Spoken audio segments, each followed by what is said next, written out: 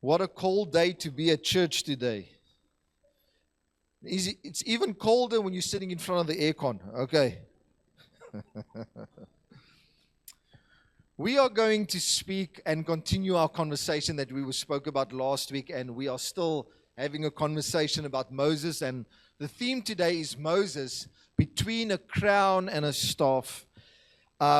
I need to be honest, we went a bit spicy on the Josephus last week. Not that anything was inaccurate, but it was correct reflections.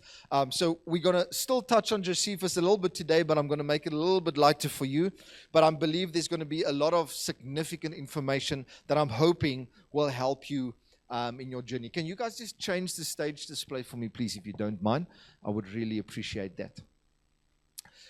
We're going to read. I know we are currently speaking in Exodus, but what I'm going to do is I would love to show you Acts chapter 7.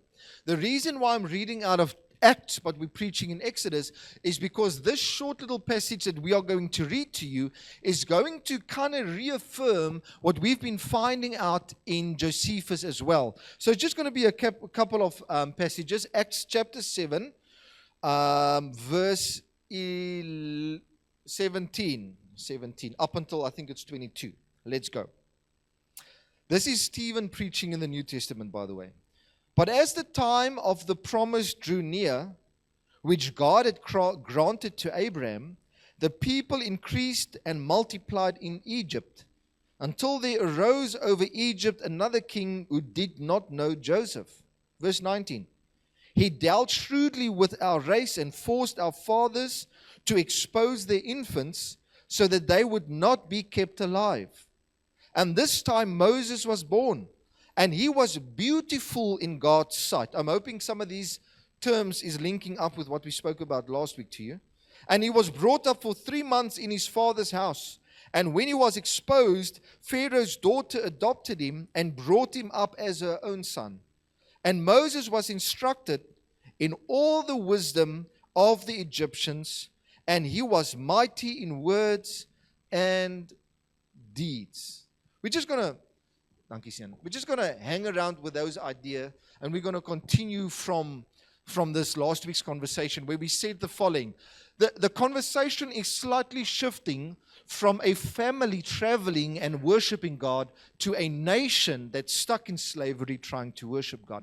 I want to re-emphasize the next slide quickly to you, where Josephus, who we are going to refer to once again this morning, was a Jewish historian who lived in the 1st century around the same period as the early church. But it is important to take note of the following. He was not one of the biblical authors, and his writings are not scripture. But he gives us a window into how some Jewish people understood their own story. We concluded with this idea on Father's Day as we looked at the story of Moses and what Josephus highlighted, and we said the following, that our children, they do not only listen to what we say about faith, but they are watching what fear does to us. As we looked at our Josephus writes the story of Moses, how he was raised in his father's house, and how Amram responded in this difficult situation. We said this, that children need fathers who teach discernment, not only ambition. And we're going to build off of that idea. This is a very important point to me personally, because it's important for us as adults as well to discern what is important and what requires obedience in our life. Because sometimes ambition can cloud our discernment. And so Moses' story kind of expands on that. Now, what people know about Josephus is he was phenomenal in military exercises. Well, let me rephrase that. He kind of lost the battle against the Romans, so maybe not that good, but I mean, they were a strong nation at the time. But Josephus had military experience, and a lot of his writings takes the perspective on military achievement. Okay, he's got these, some of his other works records wars in the ancient world, which is also a phenomenal read. But today I want to highlight one single point of Josephus' perspective about Moses, and he highlights Moses as a general. Okay, and I'm going to show you this. He credits Moses with a significant achievement where Moses was raised in Pharaoh's house, but now you need to know Pharaoh's leadership, Pharaoh's advisors, is a little bit uncomfortable with this idea because of the prophetic word that went out about a savior that's going to rise from Israel. I hope you guys can remember this conversation, right? So now Moses is in a very tense situation, and so the Egyptians comes with a beautiful idea, well, at least to them, where they're going to put Moses in a compromising position with this idea that it will defeat him. So let me show you what happens. This is a quote from the Antiquities of the Jews, or Jewish Antiquities, written by Josephus. So Moses, at the persuasion both of Thermuthis, if memory serves correctly, that is Pharaoh's daughter, which we spoke about last week, and the king himself, cheerfully undertook the business. And the sacred scribes of both nations were glad. Okay, let me just pause over there. I just want to explain the context over here. So, according to Josephus, the Egyptians had a massive issue with the Ethiopian community. They were kind of at war. There was kind of tension happening between these two nations. And now the Pharaoh's scribes and advisors comes up with a solution. Why don't we give this impossible problem to Moses? Let me just pause over there. This what I'm sharing with you is not found in our scripture, not found in the Bible, but it's found in the historical book of Josephus. So you can check that out and do some research, or just listen to last week's sermon, and it will make a little bit more sense to you. And so the idea is this: why don't we send out Moses? Because Moses was trained, he was educated in the ways of the Egyptians, he was skilled in the military as well, and now we're going to give him this impossible task which nobody can solve. And so now, with this hope that something bad will happen. Well, in the context of the Egyptians, let me show this quickly. Those of the Egyptians, that they should at once overcome their enemies by his valor, so he will produce a solution. Go to the next one quickly for me. And that by the same piece of management, Moses would be slain. So they are eager to give him this problem, to find a solution and die in battle. And then the Hebrews, or the Israelites, were also excited about this idea, because that they should escape from the Egyptians, because Moses was to be their general. Now I want to address something that's maybe a little bit controversial, maybe not our view when we talk about Moses, because many times when we speak about Moses, we have this conversation about Moses was such a humble man later in his life. But Moses didn't always start out with so much humility, right? And what I'm going to do, I want to show this to you, just to give you a little bit of perspective. And then we're going to ask a difficult question, which I'm trying to kind of get across to you. Okay, go to the Josephus presents Moses as a capable and victorious figure in Egypt's military world. And there are some parallels to this conversation in our Bible. I've just read to you in Acts as well, where the idea of Moses from a Jewish perspective is this: because he was educated in Egypt, he has this amazing ability, capabilities, and influence, and he was highly educated as well. Okay, it puts him in a very big status point of view. But there was a problem with this idea. That Moses was, sorry, can you just go back one for me, please? Thank you so much. Just want to explain quickly to you how he was victorious. So what happened is, according to Josephus, there was this limited ways for the Egyptians to get to the Ethiopian community for this war to take place. But there was this piece of land that was quicker and easier to travel through, but nobody attacked Ethiopia from this type of land because there were snakes on this land. And what would happen is, as armies would travel through the land or sleep or whatever the case may be, the snakes would cause severe damage to the army. And so Josephus writes from this perspective that Moses comes and he brings an ingenious idea of having enough, I can't remember the bird's name, but a specific bird that eats meat. And so he puts the birds on the army with him. He releases the bird, and it deters the snakes to come out. Long story short, Egypt under the leadership of Moses, attacks Ethiopia from an angle which they did not expect, and he was victorious. There's some other stories there which we're not going to get into. You can read it for yourself. But this is the idea where Josephus highlights Moses as extremely strategic. But something interesting happens in this context. I want to talk to you quickly and just keep this idea, what I'm sharing with you, in mind. You can go to the next one now for me, please. I want to show you something about the young Moses.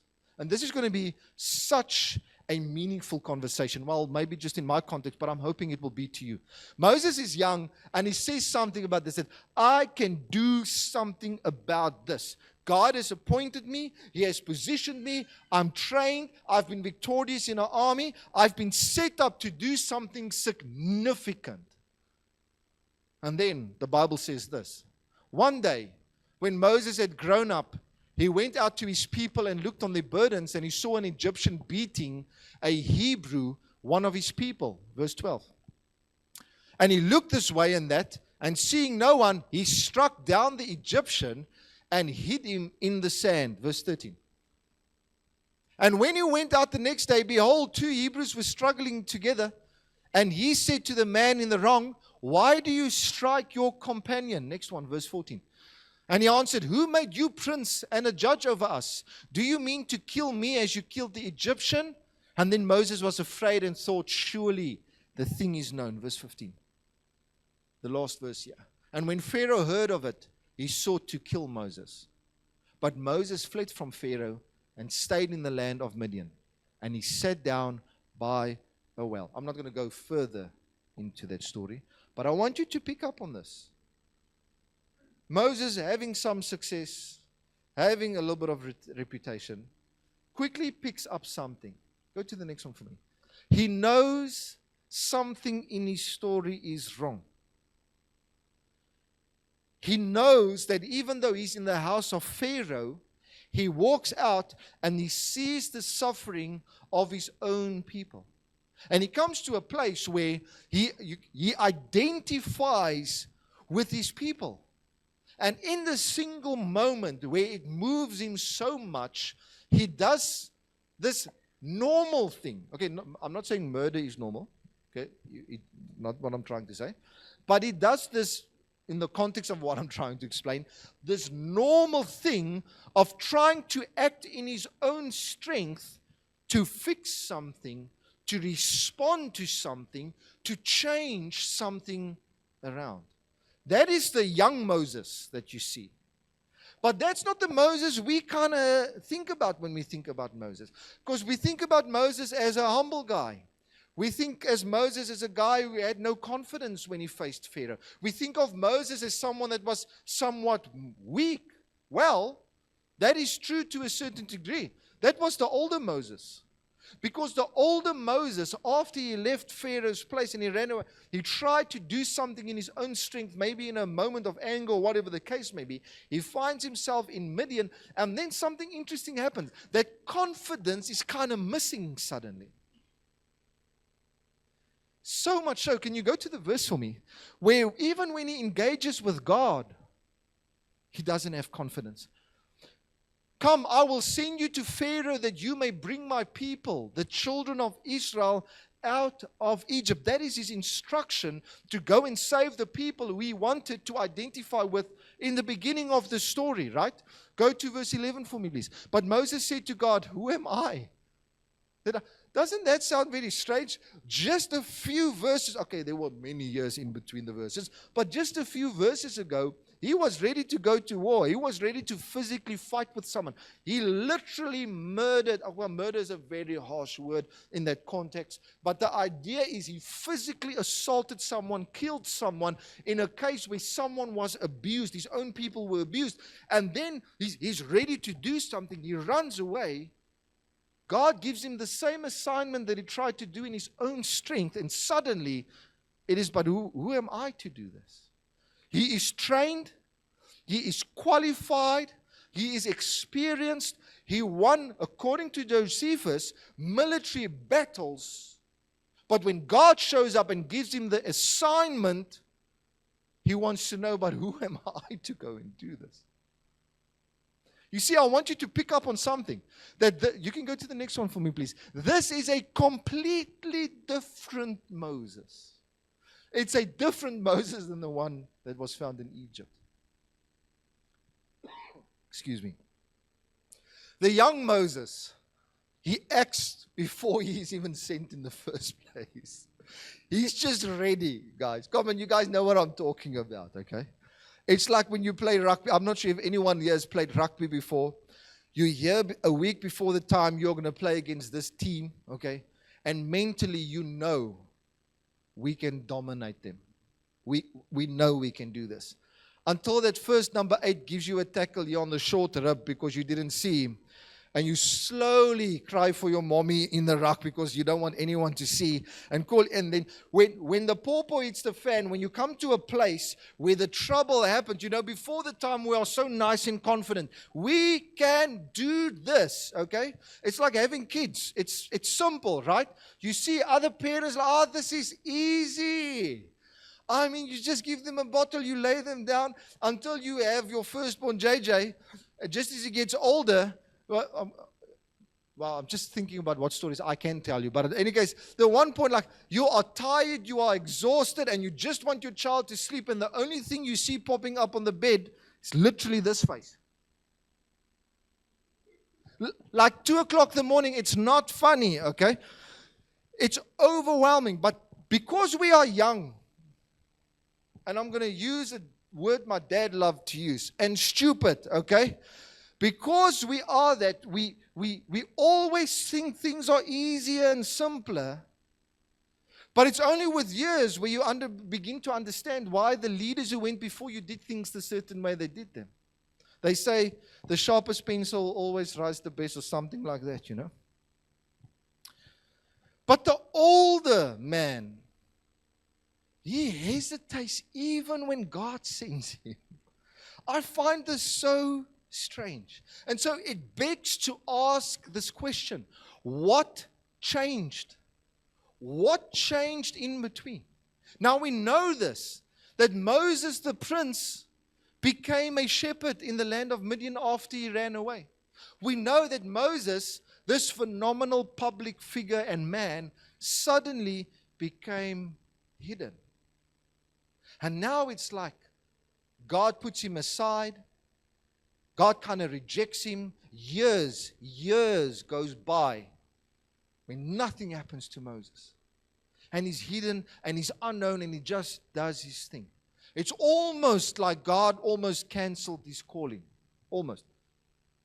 But the reality is that God did not cancel his calling in Midian. And I want you now, and I've gave you the teaching part, and now I need you to open your heart because now I'm going to go over to the preaching part. And I want you to grab all this. Next slide is going to be the most important slide of this conversation this morning. It's not that God was canceling him or putting him aside when he was in Midian. It was one simple idea. It was God correcting his confidence. I want you to grab hold of that idea. Because before Midian took place, a lot of Moses' confidence was in himself. His confidence was in his reputation. His confidence was in his education. His confidence was in his military success. His confidence was built around the centerpiece that he's the only one. He's the only one that's positioned to save this people. And by goodness sake, even if he needs to strike someone down, he is going to try his best to stand up for his people. And he stands up in confidence and he gets humbled instantly. And he goes to Midian, rejected by the family of Pharaoh, whatever the case may be of the terminology you want to use. And God puts him in a position where God is intentional about shifting where his confidence lies. Now, this is phenomenal. You see, when he was there, he had all these materialistic, tangible concepts that makes him valuable. But when he finds himself kneeling down before God at the burning bush, God sends him back But the confidence shifted because now he's not going back in the confidence of his military, his education, his background, but he goes back with one thing that's different, one simple thing. And God sends Moses now with his presence. A completely different conversation to the younger Moses standing there, trying to respond. You see, for many times and many occasions in my life, I ask myself this question: am I enough? But as we've been working through this conversation, I realize there's a massive error in the question that I'm asking. Because it's time to shift my conversation and my question from am I enough to the most important question for any one of us seated here. And it's this: is God with me? You see, Moses wanted to know if he was enough. And he quickly found out with everything that he had that he wasn't enough, even though he maybe thought so. And it wasn't until God corrected his confidence, where even when God sent him back with God's presence, he was hesitant, he was unsure, and he was in a form of humbleness as he moves back. But now Moses, over and over again, you get the sense that he doesn't move until he's sure God told him to do something. Yes, he slips here and there. That did happen. But the new, older Moses became mature spiritually. You see, the new, older Moses is not so much impressed by how sharp the swords are and how intelligent your strategies are. He's got one simple question: was this ordained by God? That's the only thing that he wanted to know. He wanted to make sure that when we move, did God ask us to move? Is God leading? Is his glory resting upon the tabernacle? Are we going to make a decision? Where do we go? We're going to consult God. This conversation of the older Moses is much more mature. It's much more dependable. And so from this conversation, I want to give you a couple of practical points in our last few minutes together. And the first one is this: never confuse gifting for readiness. You can be gifted, but it doesn't mean you are ready. And this is going to be the most challenging aspect for a lot of people. If you can trust that God is saying you are not ready yet, even though you feel gifted. Because it's not a conversation about canceling your calling. It's about adjusting your confidence. I want to pick up on this. Even though Moses was gifted, God still took him through Midian. Even when he was equipped, God still had a season of quietness in his life. And this brings us to another difficult aspect that I want you to pick up on. Do not resist hidden seasons. Do not resist seasons where God keeps you quiet. Sometimes we get frustrated. God's not speaking to me. I don't feel something. I don't have this connection. And I want you to just understand, maybe God's quietness is trying to teach you something about where your confidence is at. Because sometimes, every time overconfidence takes place in our lives, it leads to self-righteousness. Can I say something harsh? Then you become useless in God's kingdom. I know it's harsh, but it is what it is. And here's the wilderness where Moses was, it completely removed Moses' aspect to be impressive. I'm laughing because I go through a lot of these things personally as well. Because many times we want to be impressive. It's something I'm still challenged with today. We want to be impressive, but we can't even be useful. This is just me, maybe in our house as well, you know. Many times a lot of effort is placed into a lot of things. You know, let's say I do some cooking or whatever the case may be. stuff, it needs to be impressive, okay? And I always try to do it secretly because they can't know before the time. You guys know what I'm talking about. And if they find out, let's say I'm making a plate of food and I think it looks good. I don't want my wife to know about it. I don't want the kids to know about it. I want them to walk in, everything is ready. It's going to be a fantastic surprise. But there's no point in it looking impressive. I added too much salt, okay? You can't remove the salt, even when you put on yogurt. I tried, okay, it doesn't work, okay? That's just a free tip for you guys, okay? It just doesn't work. But there's something more important than the impressiveness. There's a usefulness aspect of me serving my family.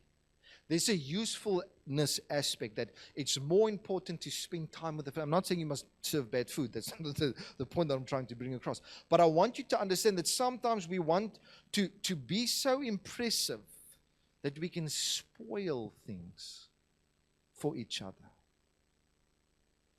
This happens on this pulpit so many times.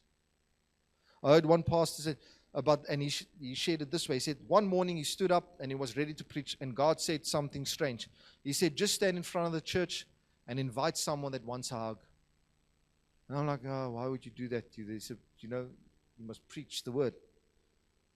And then that moment, it was an overwhelming experience that took place in the church, because people started moving forward, and as he was hugging each one of them, it was as if they could experience God's presence in the church.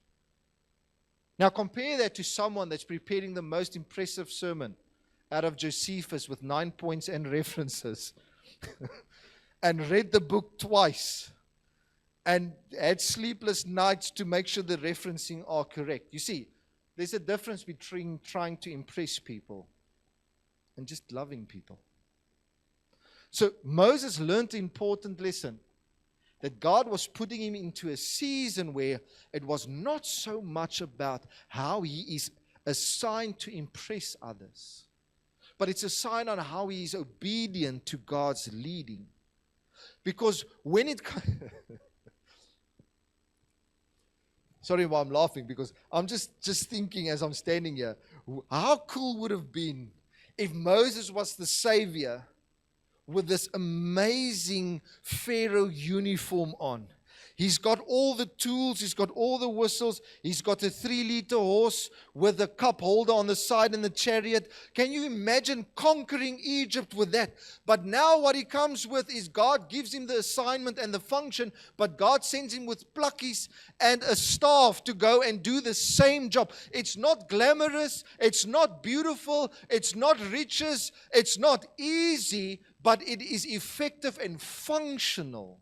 Wouldn't it have been cooler to have that gold chest plate, the one with the built-in six-pack, and to say, I'm rescuing Israel? But it's a different conversation where God humbles you and sends you, and the only thing that he sends you with is his presence. It's the only thing. You have nothing impressive to give other than experiencing the presence of God and being obedient. It's not fun. It's not fantastic. And Moses had a difficult and challenging time. But God's calling rested on his life. And he was willing to humble himself before God and allow God to send him with only one thing. And that is God's presence. So this is the next point that I want to share with you as we're getting ready to close. I need you to get this mindset right. Allow failure to become formation. You can never be formed without failure. And many times in our lives, we use our failure as a form of self-condemnation. Now, in my opinion, I always appreciate people that look back at their past and they feel down and they feel sad because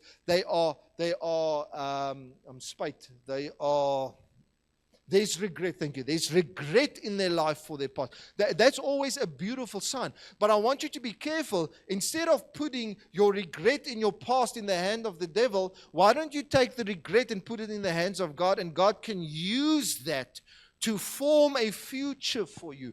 Because sitting and feeling sorry for yourself, I'm sorry if this is harsh, I'm not sorry, I apologize, no, I don't know what I want. I don't want this to be harsh, but it's true. So I don't want you to waste seasons of failure. You can use that to help, to grow, to build, and it's so much more influential than sitting on the couch just feeling bad about yourself. Yes, accountability and all those things is there. But Moses looks back at his past, and he could have regretted a lot of things. But God used his story to change the history of mankind. Now I want you to pick up on this, that the failure of Moses, it was the beginning of his most powerful season. Again, compare this. Riches, wealth, authority, status, everything.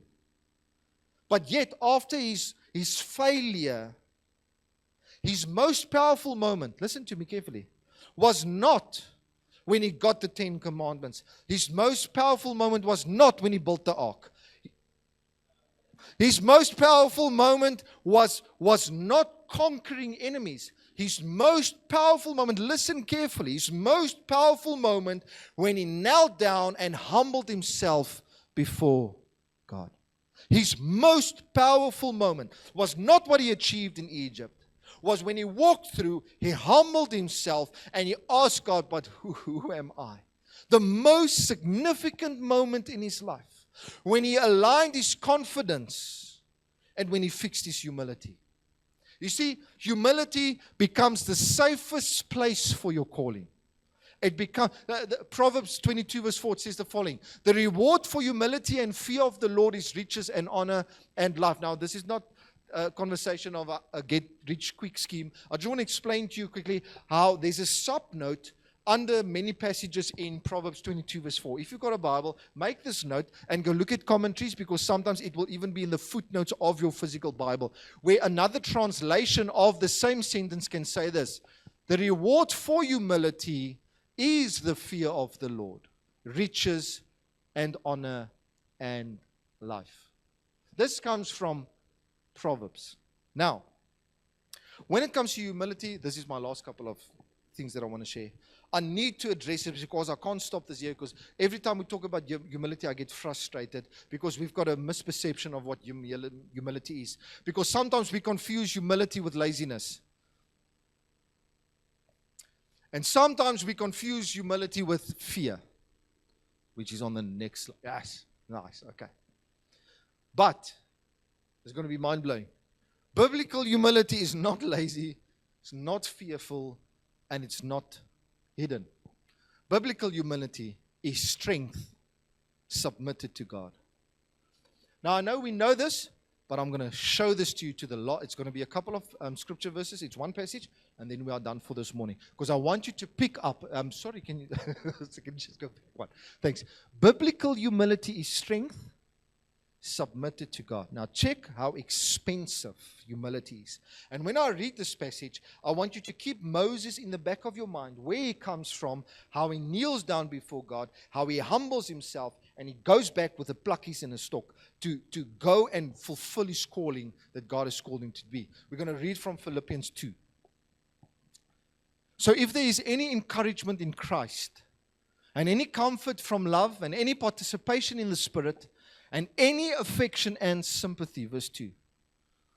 Complete my joy by being of the same mind, having the same love, being in full accord of one mind. Verse 3.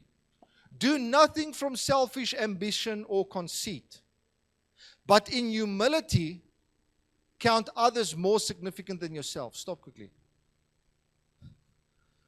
I'm not talking about being lazy. And I'm not talking about being fearful. I'm talking about being capable, being equipped, and still counting others more significant than yourself. You see, it's easy to use laziness to say, I treat others better than me. No, I'm just going to preach, okay? I'm just going to preach. It's not that you consider others higher than yourself because you're a good person. it's because you did not the amount of work that they did in order to achieve their success. Okay, you guys, I thought I was going to get a cheer for that one. The problem is, stop it. The problem is this. Sometimes the idea of humility, it's hidden in laziness. And so I say, I treat you with respect. I treat you with dignity because I am humble. No, ladies and gentlemen, they are the leader. They put in the work. They put in the effort. And you cannot say that you are humble because they have equipped themselves in a position. I know this is going to be harsh, but in a superior position. Now we say, I'm just going to be humble. No, you're just being lazy, because God can call you to be a significant leader, a significant preacher. You can be someone phenomenal, but if you aren't willing to put in the work, you're going to claim you are humble, but you are lazy. Moenie kwaad raak nie, okay? This form of humility, can I show this to you? And I want you to bear with me. I know it's harsh, but just bear with me quickly here. Go to the next one quickly for me, okay? Let each of you look not on his own interest, but also on the interest of others. Go next one for me, quick. Having this mind of amongst yourselves, which is yours in Christ Jesus. Listen to the conversation about Jesus. Next one quickly. We're almost done. Who, though he was in the form of God, did not count equality with God a thing to be grasped. Next one. But emptied himself by taking the form of a servant, being born in the likeness of men. I want you to understand something, and this is going to build on the conversation I had. You have Jesus, who is established, who is called, who has the title, who is divine, and he comes to a place where he says, even though I'm equipped, even though I can stand on platforms, even though I am here, what does humility do? Humility takes the position and bows it down to a community, to people, to those around him. And Jesus comes down and he says, I am going to wash your feet. Let me tell you something, ladies and gentlemen. That takes immense strength to suffer on the behalf of others. It takes immense discipline to lay your life down for those below you, because Jesus is already established. He says, he carries on. And being found in human form, he humbled himself by becoming obedient to the point of death, even death on a cross. Next one. Therefore, God has highly exalted him and bestowed on him the name that is above every other name. I want you to open your heart to what I'm sharing to you. Be careful of having false humility in your life.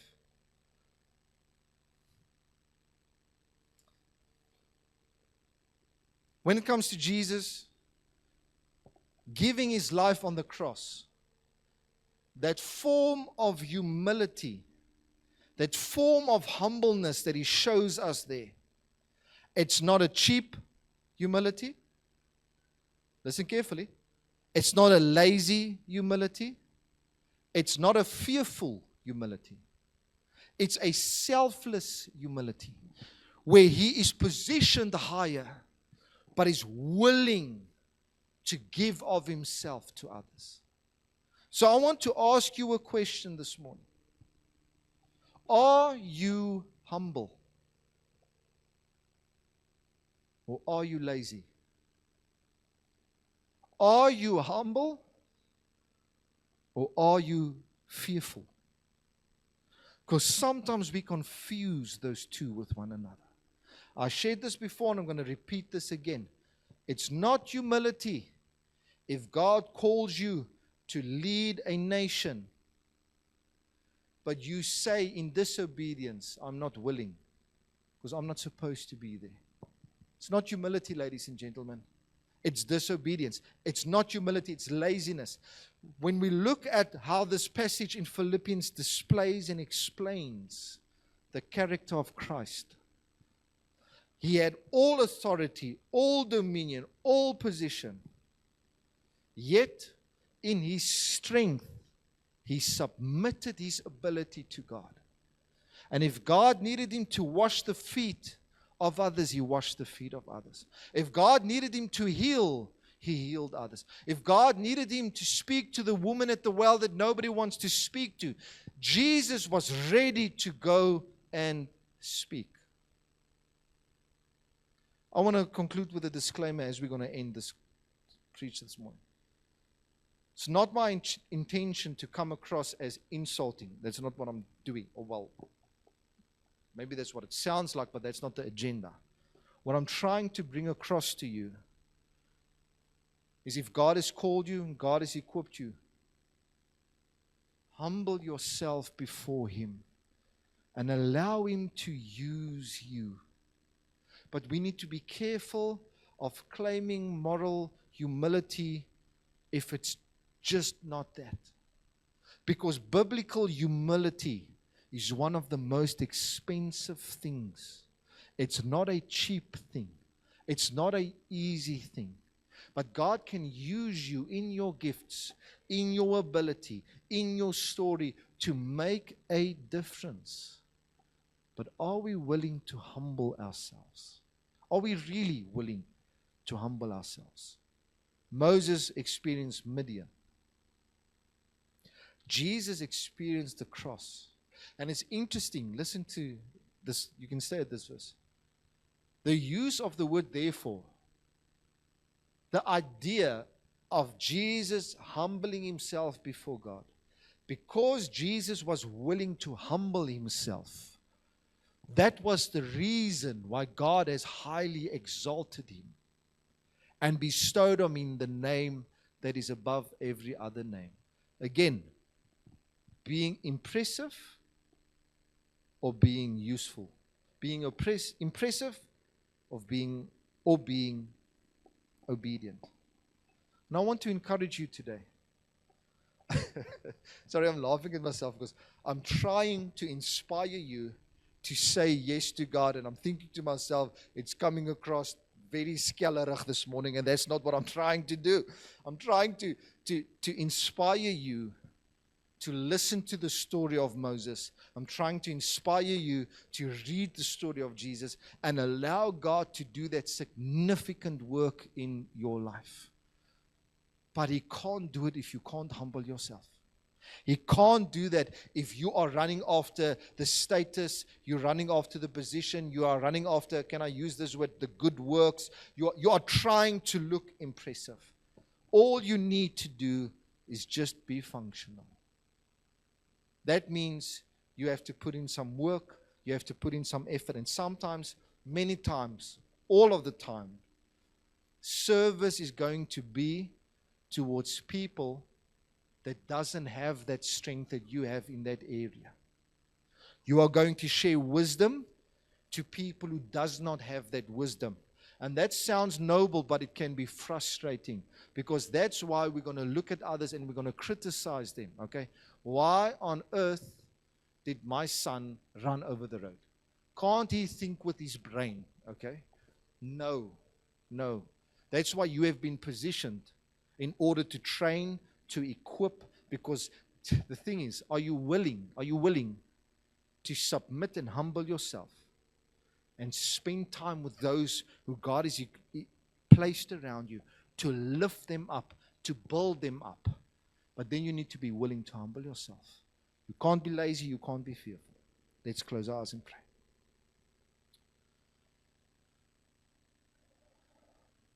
Father, we want to say thank you that you have blessed us with another day. We want to say thank you that you've been faithful in our lives. Thank you that we have this immense privilege to sit around your word, Lord. Father, and if we're honest, sometimes we mask our agenda with godliness. Sometimes we mask our laziness for humility, Lord. Sometimes we mask our service for a desire to be great.